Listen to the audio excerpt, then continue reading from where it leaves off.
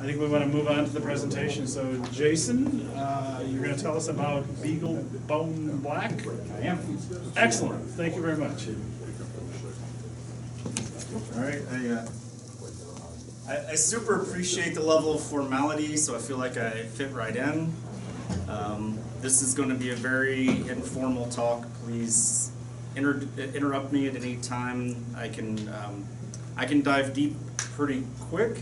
I try not to, but it happens. So please don't think you're the only one that is wanting me to kind of wind back and get the big picture and the main points again.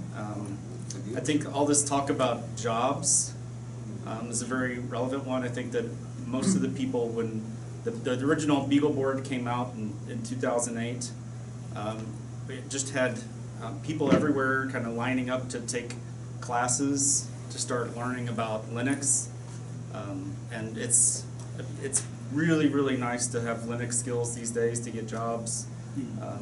It's pretty much if you can create kernel patches and support hardware with Linux, you're going to be able to find a nice job. And a lot of people trying to build those skills have been doing them off of BeagleBoards. So that's something we really try to enable people to do. So how many of you use Linux on a daily basis? Okay, the vast, most of you. How many people have ever written a kernel patch? Okay, a fair number. How many people have ever wired up electronics and maybe soldered a board or built something with a breadboard? Wow. This is going to be easy. You guys are experts. You might be teaching me. We didn't say we're good at it. Vehicle red Ford pickup, license plate CDB5828. Please report to the front desk. Thank you. All right. So I'm going to talk to you about BeagleBone Black, which is the fourth board coming from BeagleBoard.org. This is one of them. It was designed to fit in this ever popular hacker case, the Altoids Mint tin. So that the outer dimensions and everything were all picked on that. I didn't design the hardware itself. I kind of came up with the concept for this, and said that it needed to fit inside the Altoids tin. Gerald, as the co-founder with me, he actually designed the hardware. He wanted to shoot me painfully and publicly multiple times for the requirement to make it fit into the Altoids tin. But I think it was worth it. This is a Linux computer, right? So we ship Debian Linux. How many people are familiar with Debian? So most of you. So if you're not familiar with Debian, are you familiar with Ubuntu? So Ubuntu, which is the most popular desktop Linux distribution out there, is built off of Debian. So they take Debian and they build on top of that. But Debian's kind of the more open one, and that's why we really work with the Debian folks in our main release. If you want to run Ubuntu on this thing, Ubuntu is supported on it as well. And it's not just, so how many people have heard of the Raspberry Pi? Okay. So this is something that's very, very similar to the Raspberry Pi. In fact, they stole the idea from me. But the big difference is that we're open hardware. So you can actually get the materials for the design, and with sufficient skills and resources, you can actually build one and customize it yourself. And I'll talk about why that's important to you, even if you're never going to go and manufacture a board, why it's so important that it's possible for you to do so. It's also got a lot more kind of in the box. When you get the board and you plug it in with the provided USB cable, there's a Linux distribution already on it, and you're already ready to start programming it. I essentially programmed took a board I did not running any other software than the software that ships on the board. Went to a website. So this is a website hosted on GitHub, and it happens to have this interactive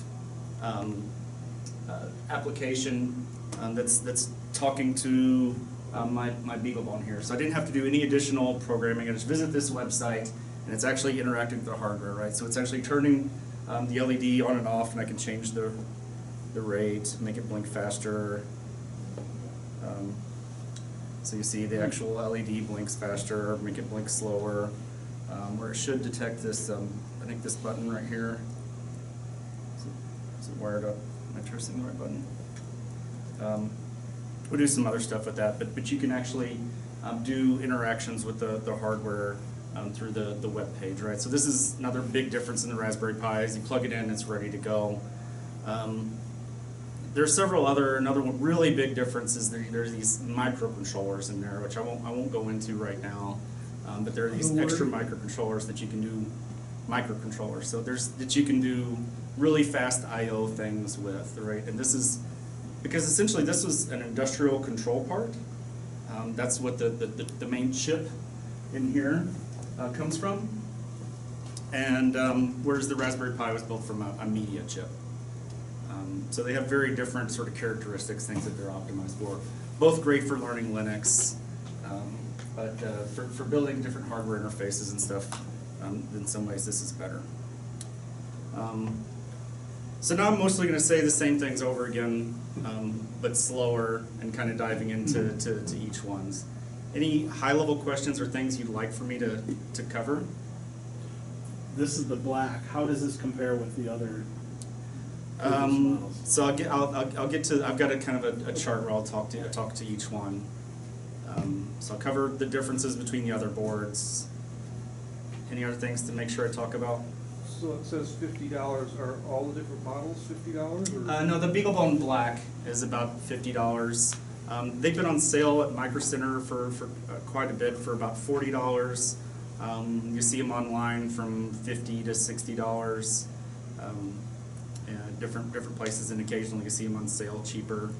But the BeagleBone Black is really, the popular Beagle board, and it's the most recent one, and it's the one to get. It's the cheapest. Probably don't get the one that's white, right? Don't get the one that's white. The white one's, I'll talk about the cool features of the white. We did actually drop a couple things and then add a couple things, moving from the white to the black. Actually, why don't I hit that one first and come back to some other stuff? Cause Were you involved in the development of the previous models too? yes. So I've been. So I started this. So I'm an employee of Texas Instruments. Okay. So I've been an employee of Texas Instruments for 22 years. I graduated a couple years after I started TI from Texas A&M University. I grew up in Texas.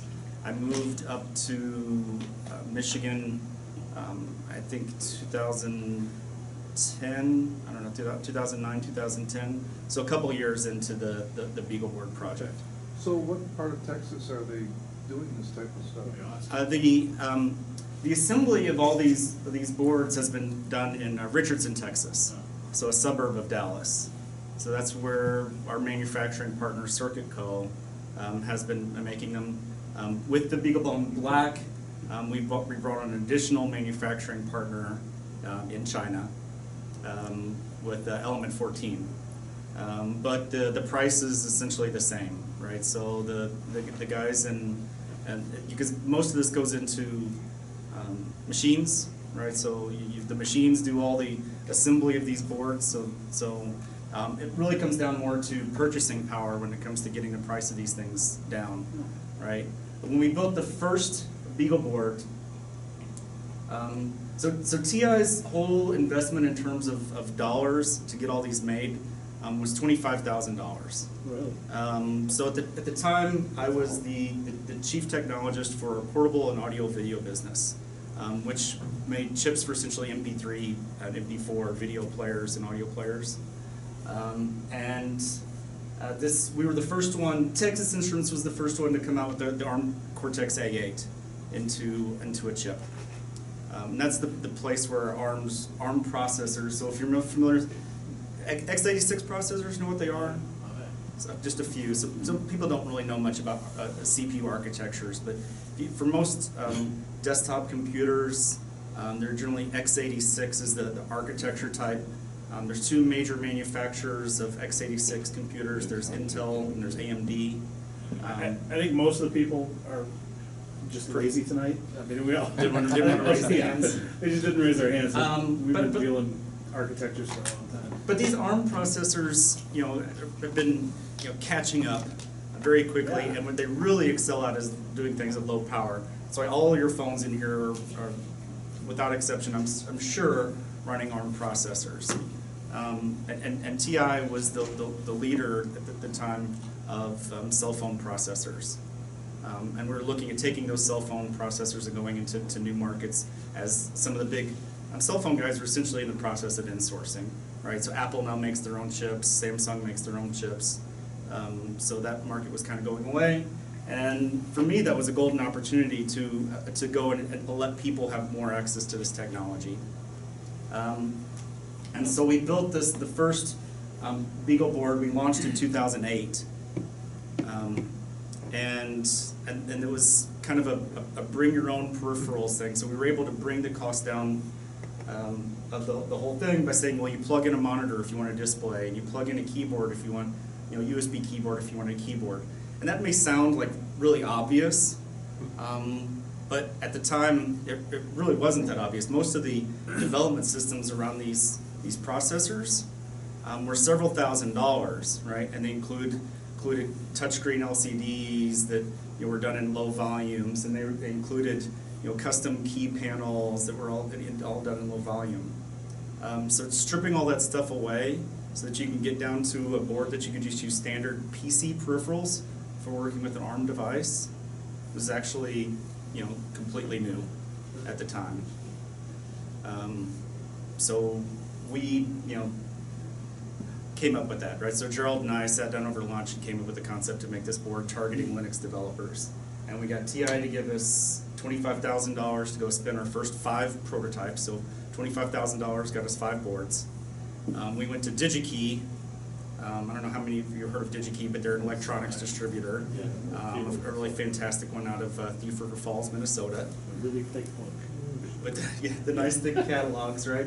But they make stuff that anybody can go to their catalog and order, right? So it's really easy to go onto the website or go through the catalog, pick up the phone, place an order and buy. So it was really opening up access to anyone around the world, with only a few exceptions. And so and they just based on the concept and hey, people from TI are behind this, and just relationships, bought 10,000 based on our 5 prototypes. Wow. Right, so they committed to selling 10,000 boards, and that allowed us to get the price under under $150. And it's getting that sort of upfront commitment that really allows you to bring down the prices of these things. And you'll see that's why, I mean, for the big difference between the BeagleBone White here, and it's $89, we're kind of stripping things down, bringing up, we're still in the, doing batches, we're still in batches of 30,000 for this one.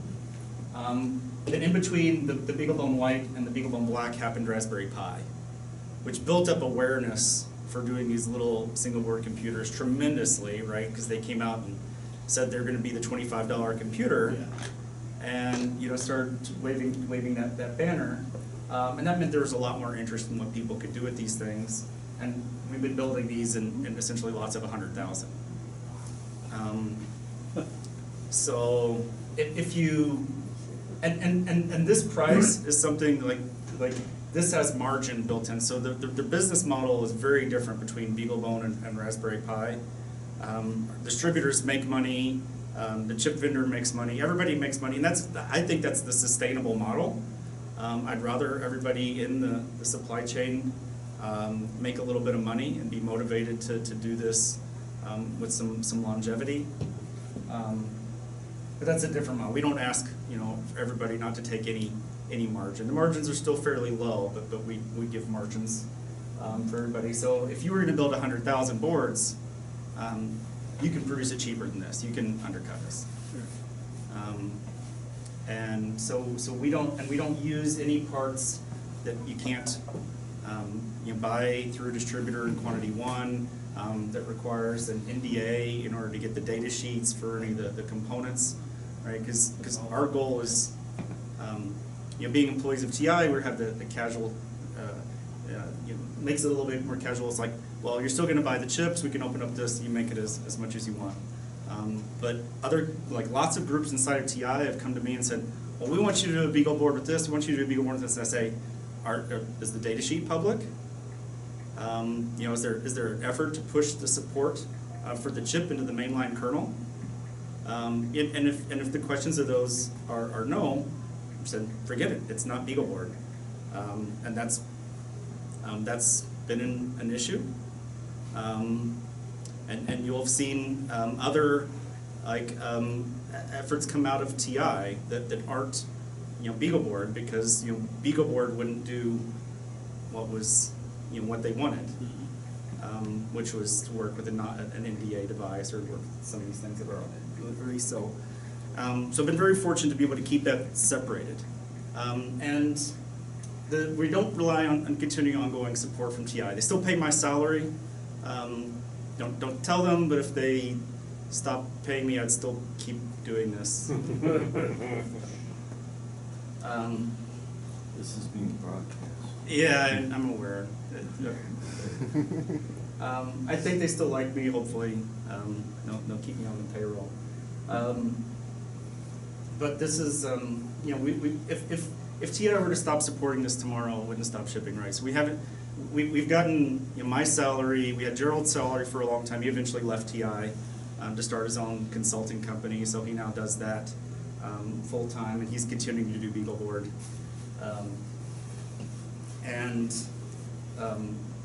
There's been some marketing support, right? Because it helps promote TI processors, so they will do some marketing of it. So it's gotten some support from TI, but we don't rely on that for their support in order to keep doing the manufacturing and keep supporting the community.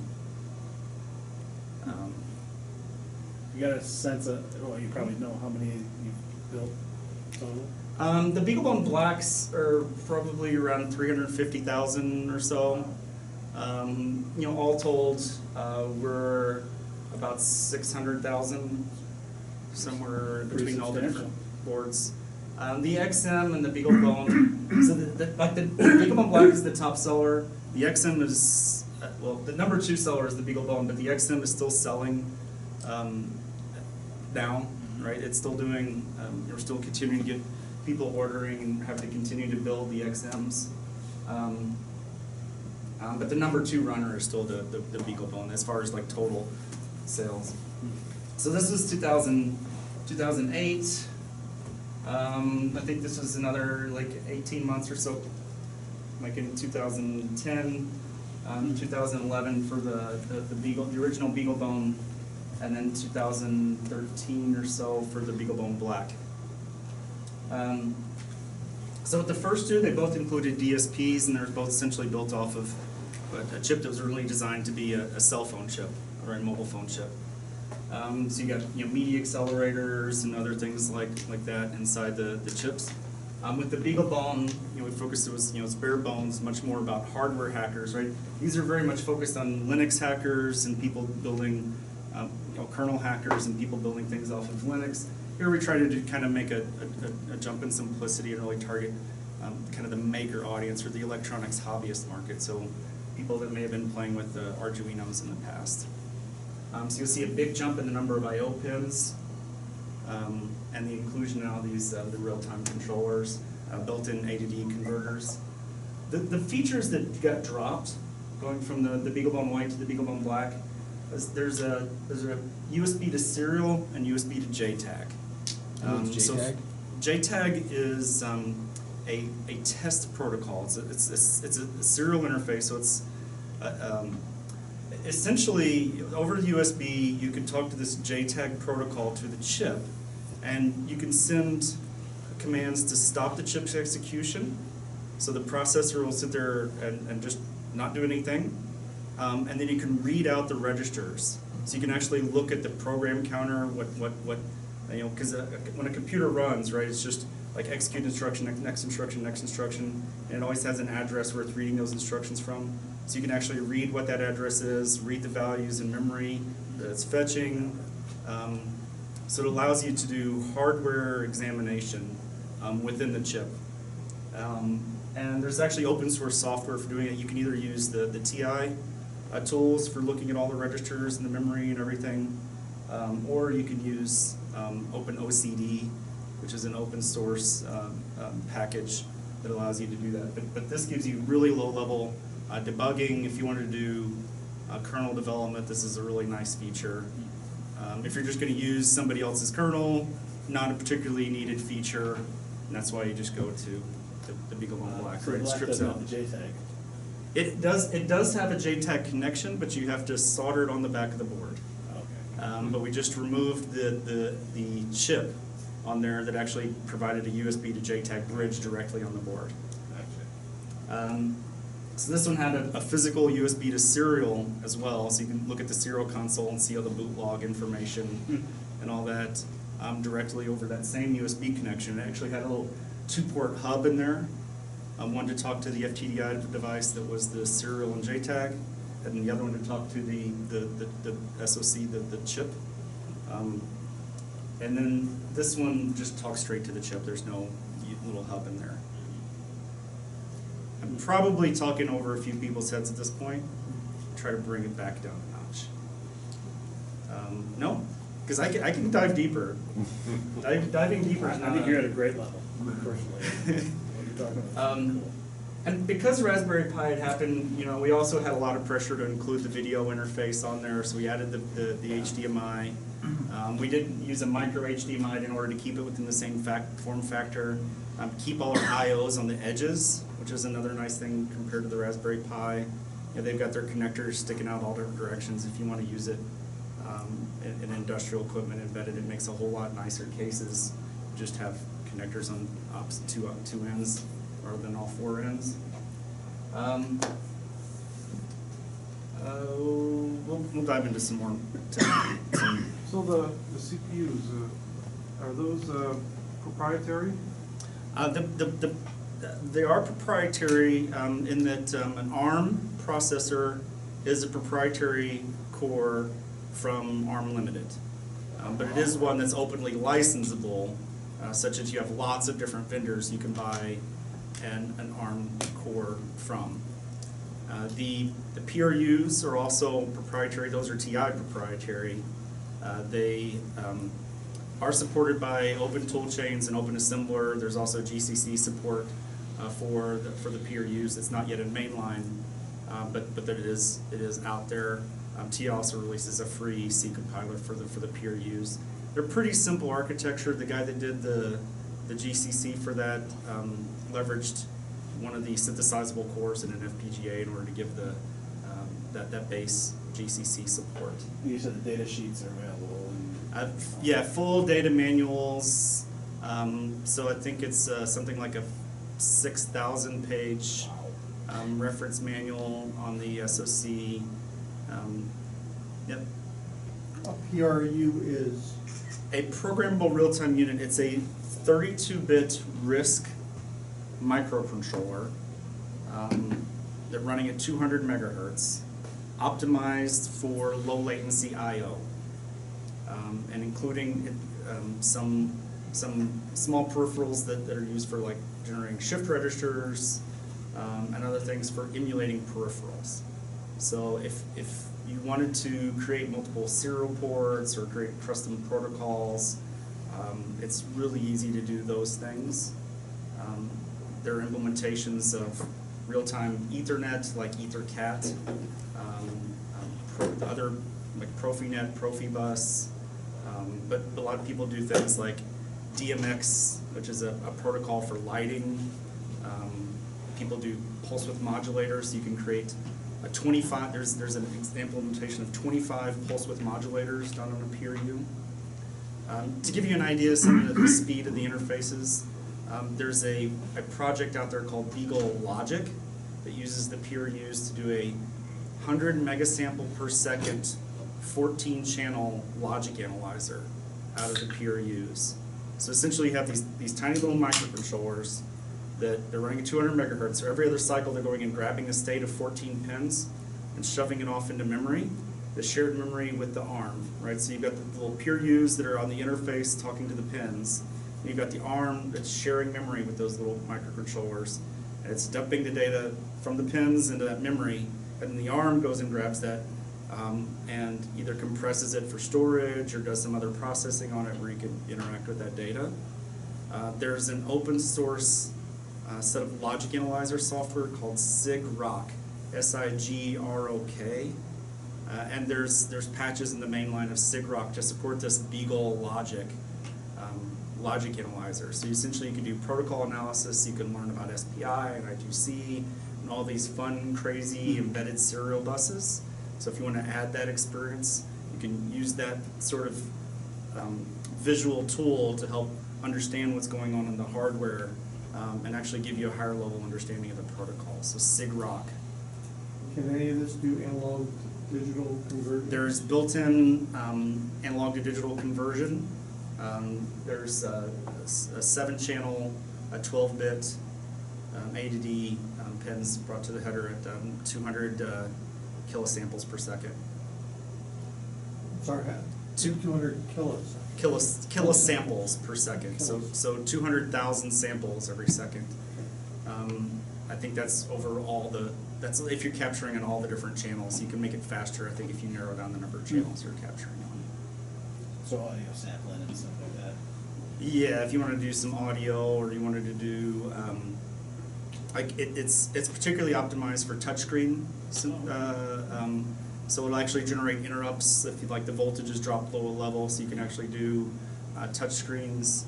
If you wanted to, simply do an analog sensor like a light sensor or a pressure sensor. Those are very easy to do, right? So you just plug in like a TMP35, I think is an analog temperature sensor. Read back the voltage coming out the pin, and you can know the temperature. Thermistors. I'll dive into some of what people are actually making out of these things. So maybe that's something that's easily missed as we kind of dive into some of the deeper parts of this conversation. Here's kind of the bullet list of the features.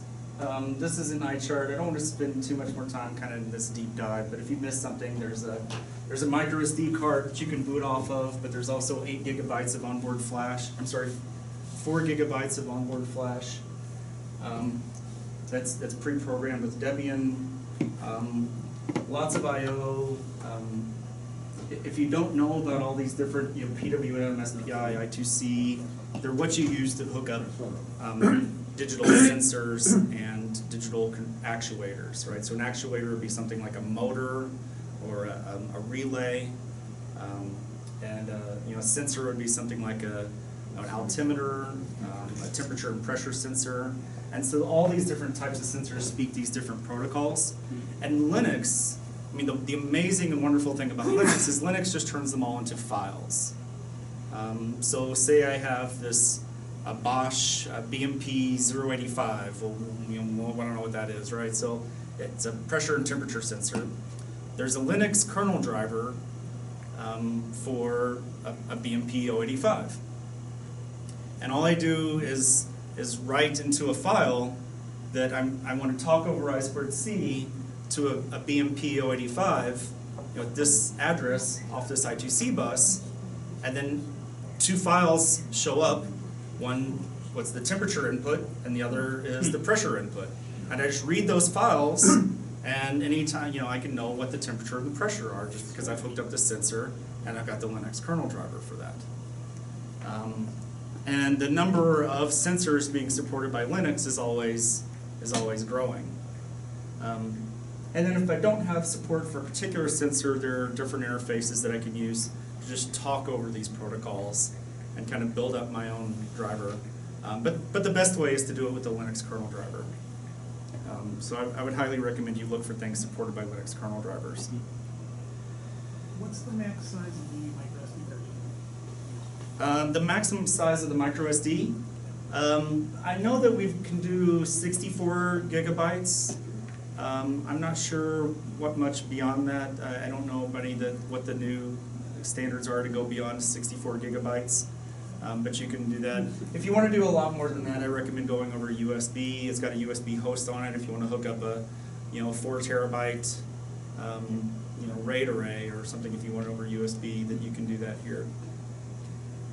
It's high speed USB 2.0, and so that's the way I get more storage than what you can do over micro SD.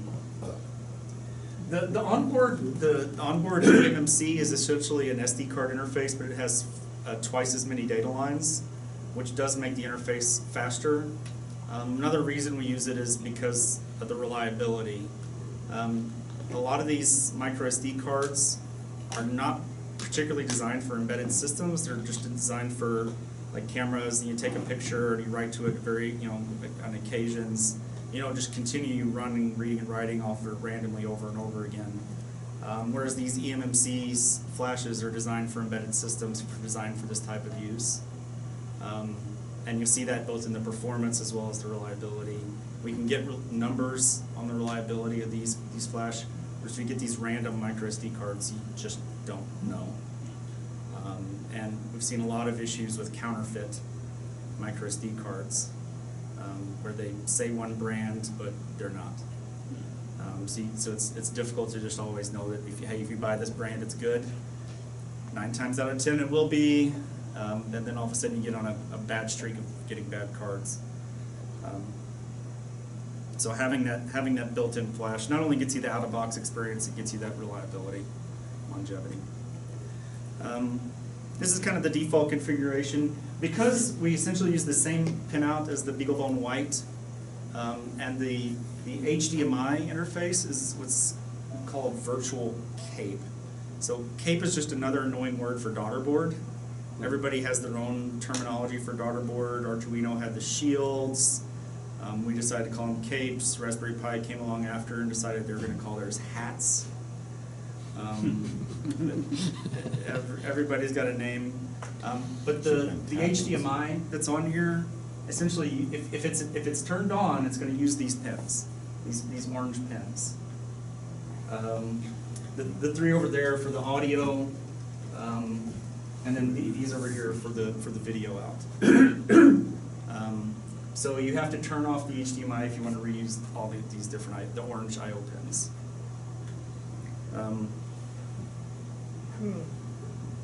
I got in the wrong place.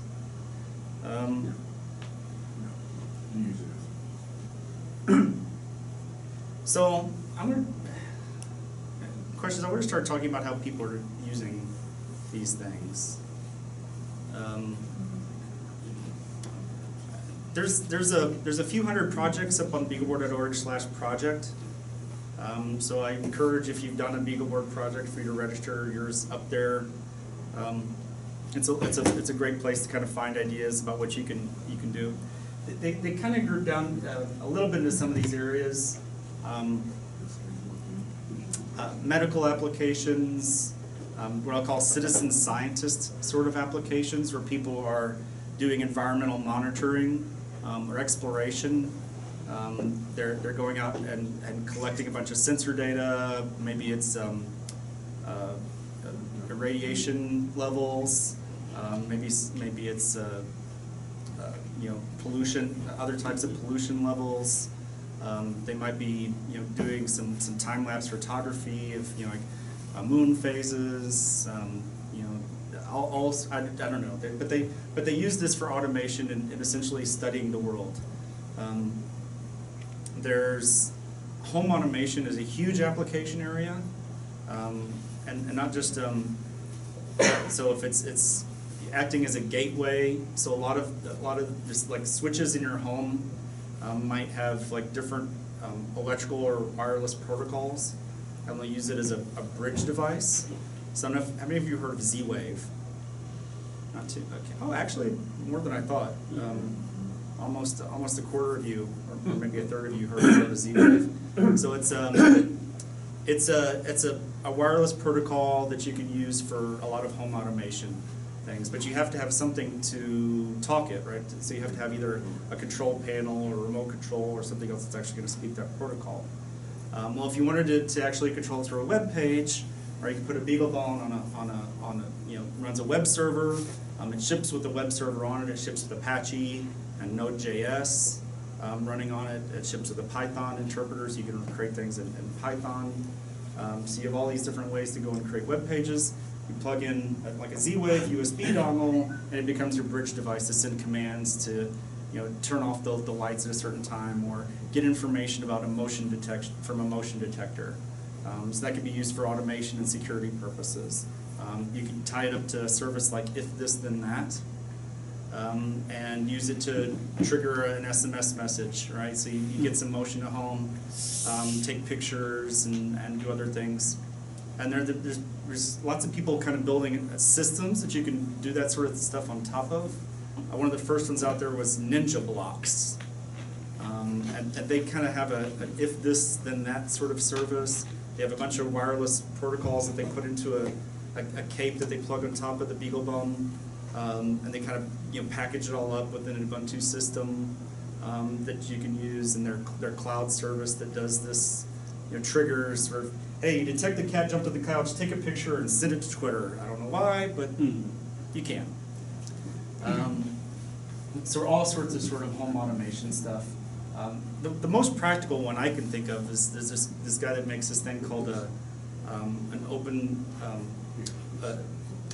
source sprinkler, or the open sprinkler beagle, I think is what it calls it. And it's an add-on cape, and you take your existing sprinkler system, you plug it in, you put in a Wi-Fi dongle, and then you can have your BeagleBone go and check the weather for tomorrow, or later today. And if it's going to rain, don't run the sprinkler, right? Really simple, really practical thing. Something you can't just do with a water sensor, right? Because then you don't know until after it's already rained. So you've already wasted the water watering your lawn. So some really nice practical things like that that you can do for home automation. So lots of home security applications, but also network security. Have you ever heard the term penetration testing? Oh, okay, gosh, some DEF CON people. Okay, people have heard of DEF CON. So one of the guys in the BeagleBone community has done a lot of write-ups. His name is Phil Polstra out of Dubuque, Iowa, and he's done a bunch of write-ups on different types of penetration testing you can do with low-power devices, in particular the BeagleBone. And so he's got this envisioned thing where it's really easy to build something like a quadcopter out of a BeagleBone. It's also really easy to run Linux penetration testing stack that's going to, say, break into a Wi-Fi network and look for secrets on the network, or look for other systems that it can break onto the network once it gets into the to the Wi-Fi. It's also really easy to hook up these little Zigbee radios and communicate and build up mesh networks that you can communicate from miles away. So put them all together, and what you get is an army of drones that you can land on top of a commercial building, begin hacking into the network and finding out all the information there, while you're comfortably located in a mesh network miles away. And then if somebody comes up on the roof to go and try to retrieve this bot that they've somehow found is up there, does motion sensing, uses its GPS to fly away so that you can't even reach it, try to use it as a way to try to figure out who the heck was hacking your network. We're so stupid. That's true.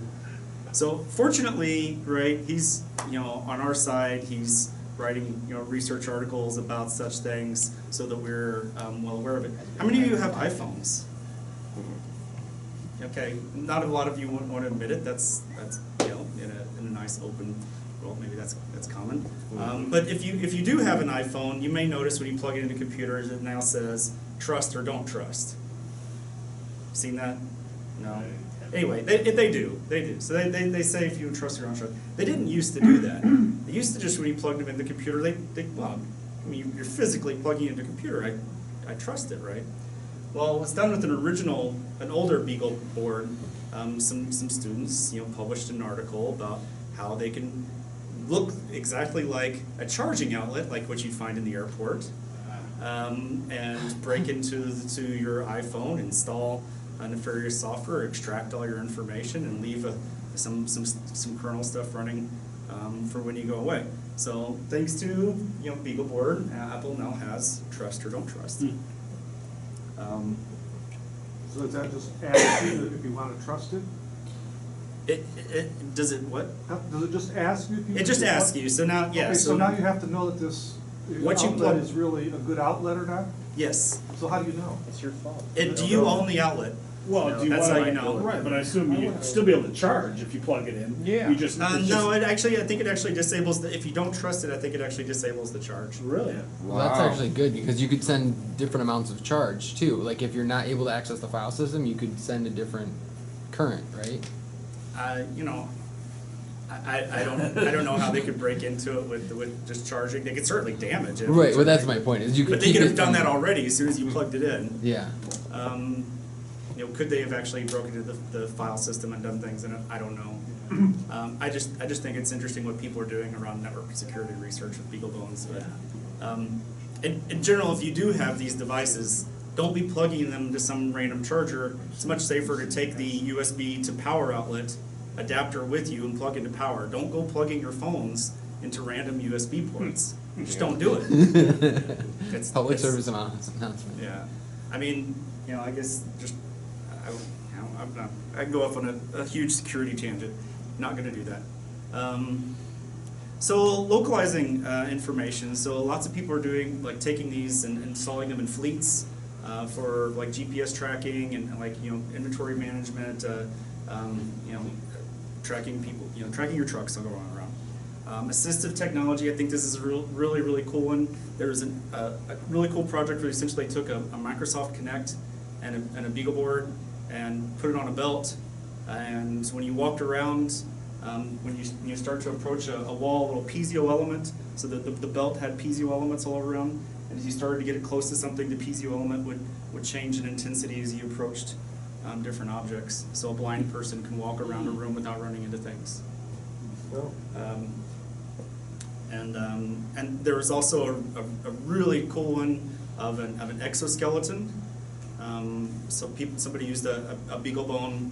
This was another university research project to do an exoskeleton so that if you're doing repetitive lifting tasks, right, the exoskeleton will do the majority of the lifting for you.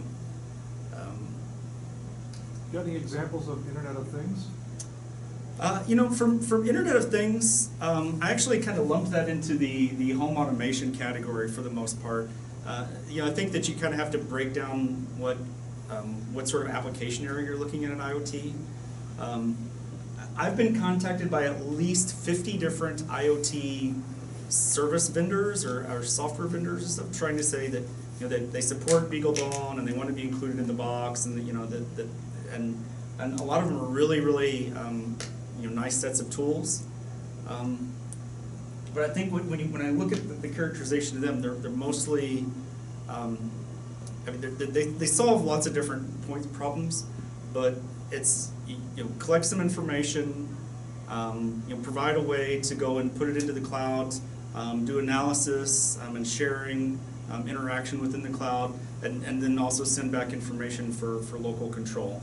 But I think you have to say, well, what are you trying to do with that, right? Is it a logistics thing that you're solving with IoT? Is it a home automation thing you're solving with IoT? And home automation is what I think is kind of being the main one. Home automation, home security. Do you have other particular IoT applications you're thinking about? I'm just wondering how people are connecting that to the internet. Yeah, I mean, there's huge numbers of toolkits. My friends at Bug Labs create a nice one that I think is really, really good. They actually did a derivative of an older BeagleBoard from they were doing hardware, and they've just kind of migrated away from doing hardware and pure, software services sort of company, doing IoT. And they have this thing called Dweet.io, which is like Twitter for things. And so it's trivial to go and like you can do it in Python or Node or any of these languages. Just get a library, or even just doing things on the command line with tools like curl, if you're familiar with Linux tools, and send a message up to Dweet.io that you can then subscribe to it from anywhere else. But there's services like PubNub. There's I don't even want to start getting into the naming business because everybody that I already started, but everybody I don't include, more upset than those. But if you want to do what you want to do is publish messages and subscribe to messages somewhere else. It's really, really easy to do. I'd check out Dweet.io first, just because I like Peter. So, does that answer your question? Sure. All right. So we don't ship with anything particular, but you have all the tools for going and doing all the IoT stuff, just the same way you do with your regular desktop computer, except now you can actually talk to things much easier. Lego robotics. So lots of robotics in general. I'm particularly excited about things with Lego. It's really there's a cape you can add on here that gets you access to all the different Lego sensors and Mindstorms? the Mindstorms. Yeah, good. Yeah, in fact, the processor that's in the Mindstorms EV3 includes these PRUs. It's a TI ARM processor. It's a different one than what we use on the BeagleBone, but it is one that includes the PRUs, and they use it to implement additional serial ports and other things that they can use to talk with those PRUs. And Lego provides as open source. They release their schematics. I don't know if they provide some of the layout files and stuff in source form, but they do have schematics available. They have the Linux kernel available for the Mindstorms EV3, and they even have an application. So that same applications that runs on the EV3, somebody's done a port so that you can run that on the BeagleBone. Lots and lots and lots and lots of robots. I have a lot more examples to kind of go into, but I want to before I do keep going with examples, because I can go for examples for weeks. I want to talk a little bit about open source hardware. So how many of you have heard the term open source hardware before? Wow, a lot of you. Okay. Who doesn't know what open source hardware means? Oh, come on. All right, thank you. So there's this group. It was actually started by the founder of LittleBits, and one of the persons that was involved in Bug Labs, right? So I mentioned the 3.io, Peter Simmelheck stuff. So Alicia Gibb and was the one from Bug Labs, and I just forgot the lady who started LittleBits. Anyway, so they started the Open Source Hardware Association, and they worked with different people in industry to come up with what the proper definition of what open source hardware means, and I've kind of brought their principles. But essentially, it's everything that somebody that kind of knows how to build a board, in general, can just use to go and build a board, right? So these are boards, right? So these little pieces of electronics are printed circuit boards, and there's sets of files that people could use to change this, and essentially send it off to somebody. You don't have to be able to make it yourself. You can send this off to different companies who will go and make it for you if you can provide those specifications. And there's a lot of different companies. There's actually a bunch of them right here. There's in the Troy, like that whole area is loaded with them. Yeah. people, I imagine they're making for the big three, but, yeah, I don't know what else. I know they do some medical stuff and all sorts of things. So if you have an idea and you can work with people on the design, well, you don't have to necessarily do it from scratch if what you're starting from is this open source hardware, right? So you can actually take those design materials, alter them, and either make them yourself or send them off to somebody else to be made. And so if having some sort of reasonable set of materials is essentially what's required. So in general, if somebody gives you a PDF file of schematics, right, saying where everything is wired up, that wouldn't necessarily really be open source hardware because you wouldn't be able to modify it easily without inputting the design all over again.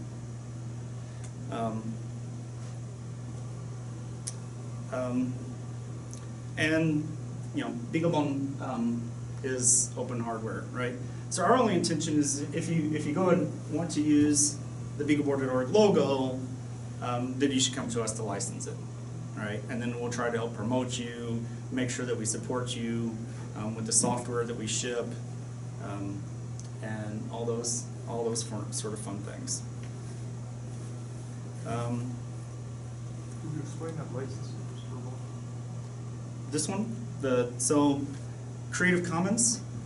So we release all the materials for the BeagleBoard designs under a Creative Commons Attribution Share Alike license, which means that you're free to use them, make modifications to them.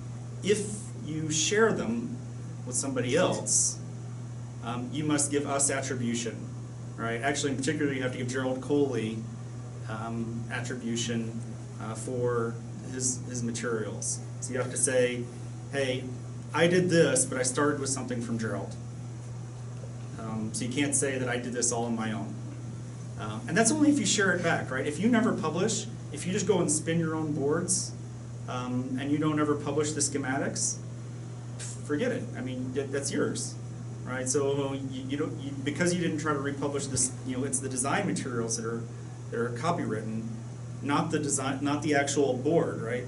This isn't copywritten, right? You can make all you want of these and never pay us a dime. Never have to republish anything. There's no requirement there. But if you do share schematics, and those schematics are derived from ours, you have to say that you derived them from ours. And you have to give other people the right to then take and do additional derivatives, right? So that's the share alike part. So you have to, if you share schematics into the public, you need to make sure that other people have the right to share those and modify those as well. And we don't provide any particular manufacturing license. We just say that we're not responsible if it doesn't work. If you take the design materials, you change it, and it doesn't work for your purpose, we had no idea what you're going to do. You can't blame us. So there's not like there's a particular license. There's just no restriction on what you can do with those design materials. We don't include the logo on the design files. Right? It's in the schematics, but it's not on the PCB silkscreen.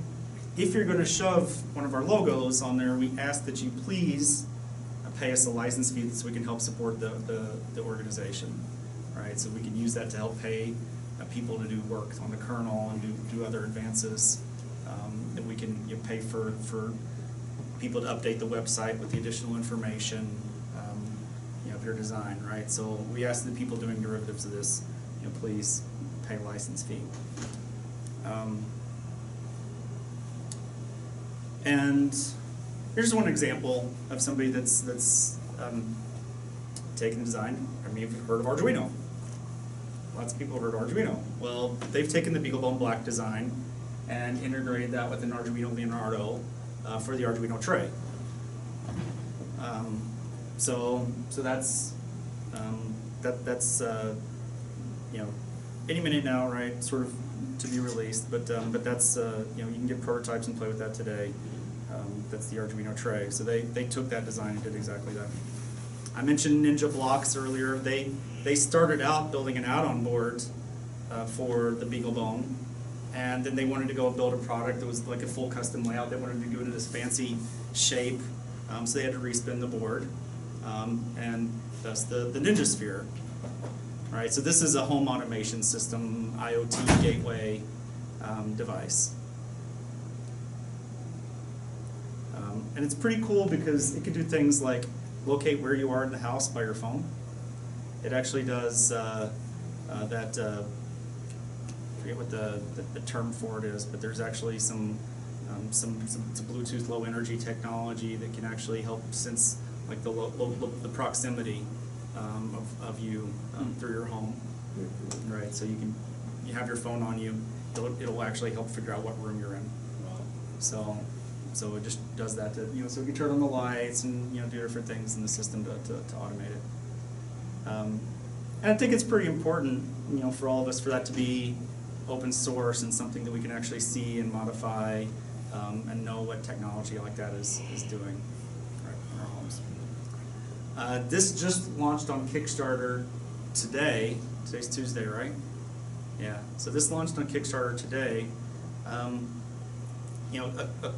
A couple weeks ago, I was showing off a 3D printer that was built off of a BeagleBone and add-on board. Part of my motivation for really wanting to do that is because I knew this thing is coming out. And this is essentially a BeagleBone, but around it is all the motor stepper drivers and interfaces that are needed to build a 3D printer or a CNC machine. And so you can go and look at this on Kickstarter today, and so you can look up touchscreen LCD panels, so you can kind of get status. They've got an Android app. Everybody familiar with 3D printing? Mm-hmm. Yeah, so it's pretty cool stuff. And this is pretty different than what people were doing with the previous generations of 3D printer controllers, because this is a lot more performance. So you can do those microcontrollers in there can generate really fast stepper motor patterns, so you can drive things a lot faster. Plus there's the processing in here to have a web interface controlling it, so you can use tools like Octoprint directly on here. You just plug it straight in the network. You can use the micro SD card, just bring your 3D files and put it on there, and it can generate 3D previews for you on the touchscreen LCD panel. They have this Android app. It allows you to take the STL files and look at them and view them, and essentially click print, and it will run unattended, so you don't need to hook up a computer to this or anything like that. It's your all-in-one controller board for 3D printers. So faster, easier to use.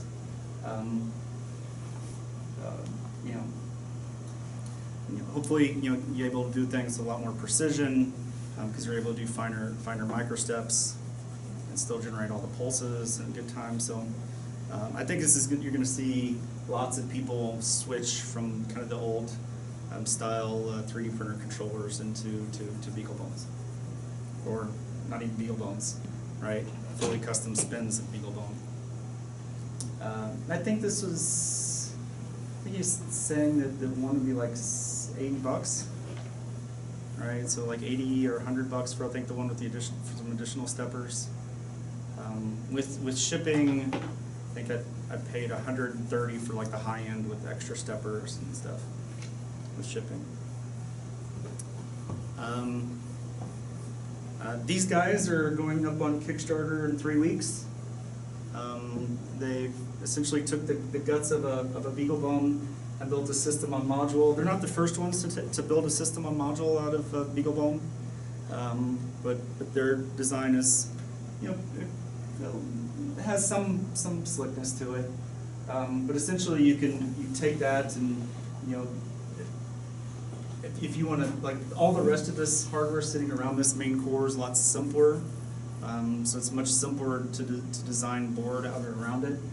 So that you can just take this little module with all the complicated stuff like the memory interface and everything, and you got the basics for a BeagleBone.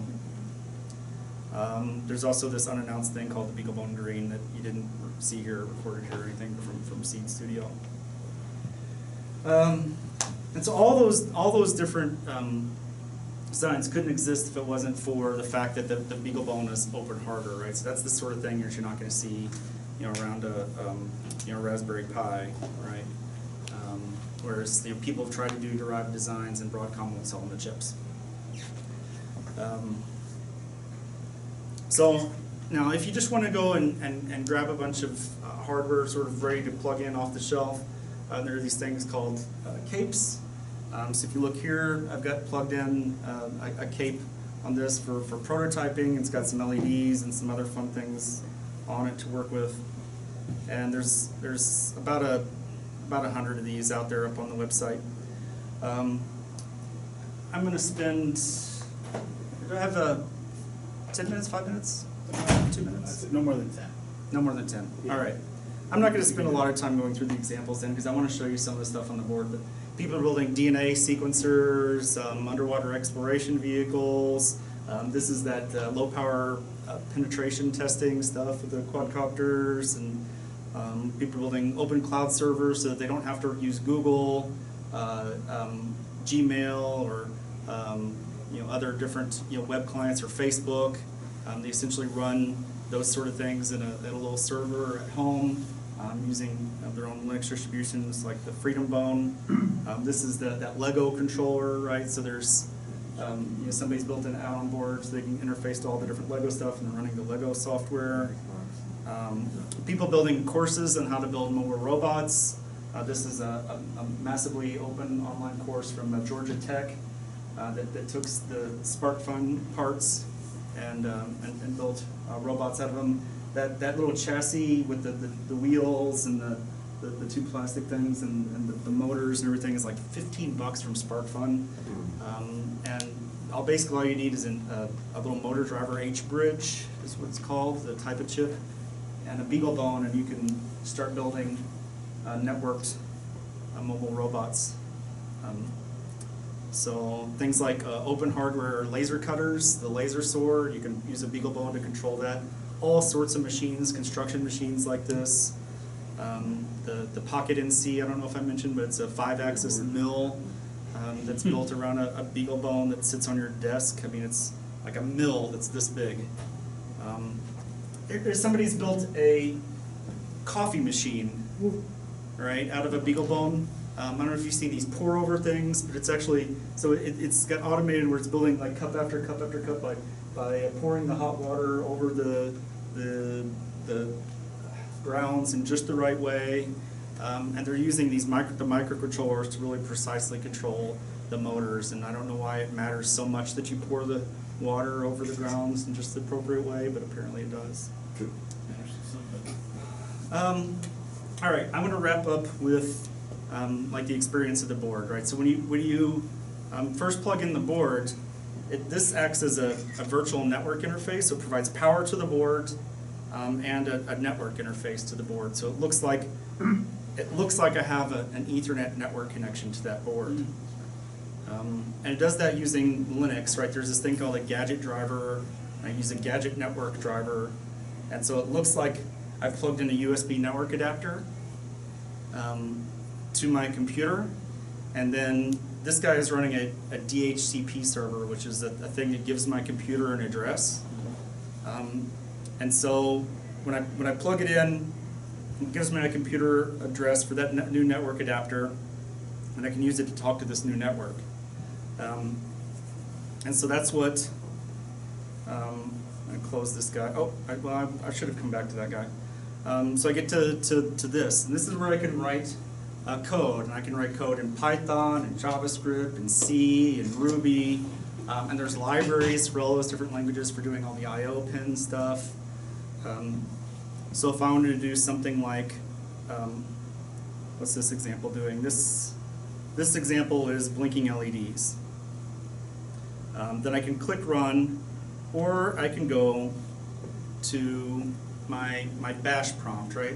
So how many of you use the command line in Linux? Oh man, I love you guys. I love you guys. Everybody should learn how to use the command line. What's fantastic about the BeagleBone and the Cloud9 IDE is that straight in the web browser, I don't have to, if I'm using a Windows machine that doesn't have SSH, why would I ever do that? But if I was using a Windows machine without SSH on it, I still have the web server that's running on the BeagleBone. So all I've done is typed in that address at the top. That's the address that the BeagleBone's hard-coded to. Port 3000 is where the IDE is. I point my web browser to that, and I've got an IDE, and with a shell, I can run VI in my web browser.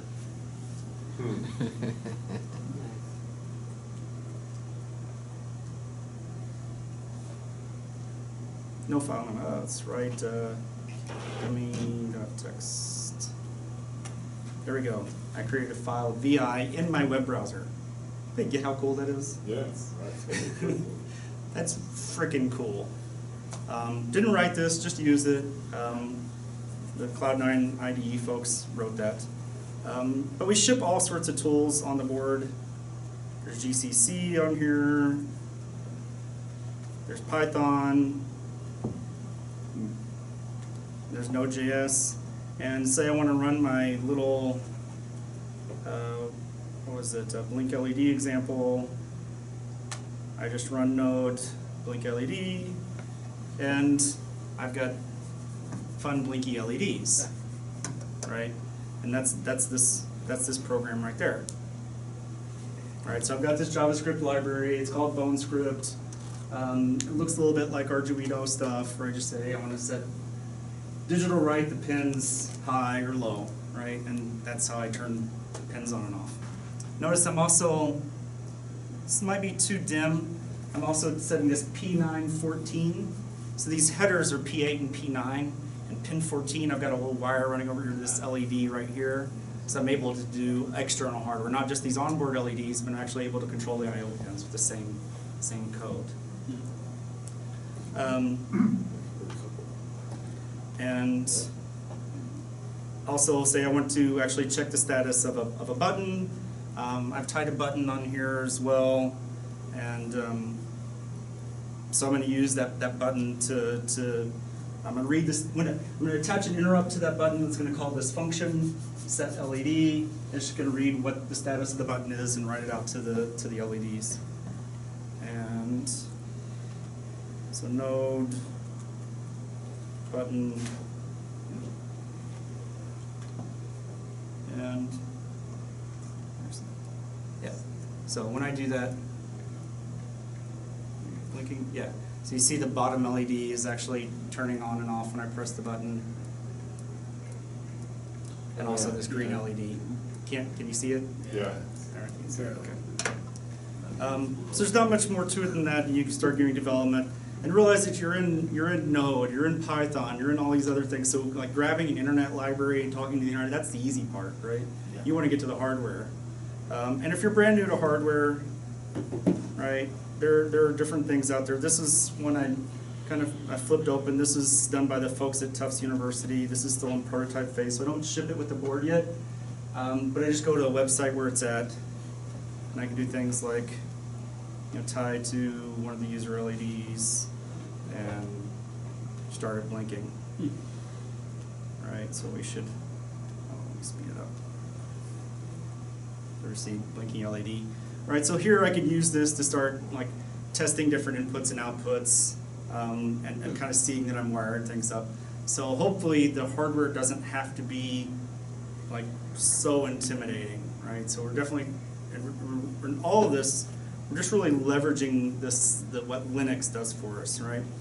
And to show you what that is,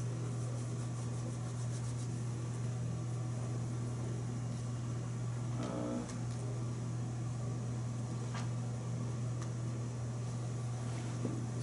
don't know which ones. Yeah. So to show you what Linux does for you, it just essentially puts everything into a file. So that pin happens to be tied to GPIO 20. When I press the button, right, you'll see it's a 1. And when I don't press the button, if I read the value, you see it's a 0. Right? So yes, I've got this JavaScript library that will do that for me, reading and writing the file. But if I'm comfortable in Linux and doing all this stuff, it's just a file. So right? you can write bash script. write a bash script. Want to blink an LED with bash? Go for it. But if you also want to detect when somebody's opened a door and go publish something to Twitter, I don't know. But plug in a USB camera, capture an image, do OpenCV. I built a little camera that goes around and takes pictures of people's faces, detects them, puts mustaches on them. That was a great idea for my wife. Hey, mustaches are cool. Okay, let me learn how to put mustaches on people's faces. This stuff is not that hard. And if you're looking for places to learn how to do more of it, I'm going to pitch Hackerspaces. Join a place like i3 Detroit. There are lots of good experts there on building stuff with electronics, doing mechanical stuff. It's great to join, and don't just join and try to use the tools on your own. That's not the point. The point is you go to some of the meetups that they have at the Hackerspaces. You find out who is kind of the warden of the different tools that they have in the space, and you ask them, how do I use the tools? Who else is an expert on this? And you become really annoying to everybody else in the space for a while until you become the expert, and then new people start annoying you. And it's a really fantastic way to do things. There's a great book called Zero to Maker, which I didn't do much of a pitch of, and I intended to. It was written by a guy named David Lang, who had lost his job.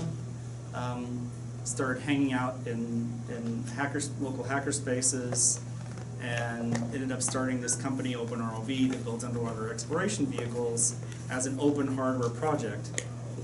Initially, he was going to go dive he was going to build this robot.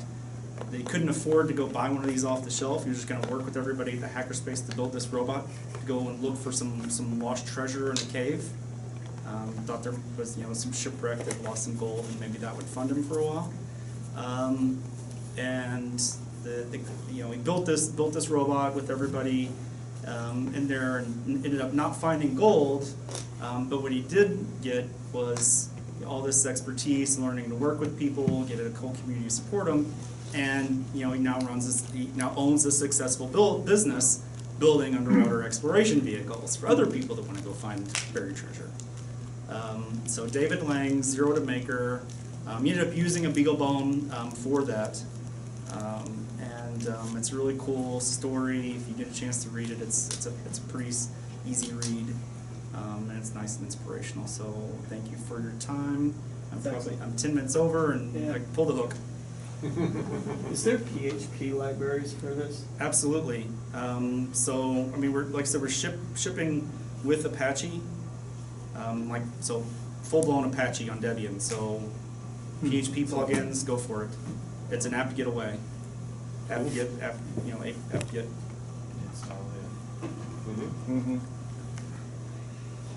right. There's no further than that away. Well, that's the interpreter, but I meant, is there already classes out there that... Not for the I/O functions, right? So you're talking about for the hardware I/O functions? I believe so, but I'm not aware. But then you can just read the files. I mean, it's just reading and writing files, so creating one's easy. But no, I think there is, but I'm not aware of one. Okay. Of exact one. That's good. Ruby, JavaScript, Python, Erlang, yes. Okay. Available at the Micro Center? They are. Yep, they're available at Micro Center. Cool. Thank you. And Element Thank you 14. very much.